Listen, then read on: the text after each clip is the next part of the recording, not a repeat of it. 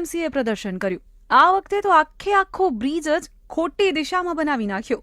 89 કરોડનું આંધણ કરીને બનેલો સત્તાધાર બ્રિજ ટ્રાફિકના મેઇન રૂટની જગ્યાએ વિરુદ્ધ દિશામાં બનાવી દીધો છે। એટલે કે બ્રિજની નીચે કે જ્યાં દર મિનિટે 120 વાહનોની અવરજવર રહેતી હોય છે ત્યાં એ હદે ટ્રાફિક જામ થઈ રહ્યો છે કે લોકો બીઆરટીએસ કોરિડોરમાં વાહનો ઘુસાડે છે।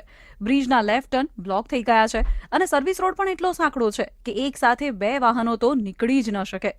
આનાથી ઉલટું બ્રિજની ઉપર દર મિનિટે માંડ 20 વાહનો જાય છે। આ બ્રિજને આમ તો ભુયંગદેવ 4 રસ્તાથી સોલા બ્રિજને જોડતો હોય એ રીતે બનાવવાની જરૂર હતી।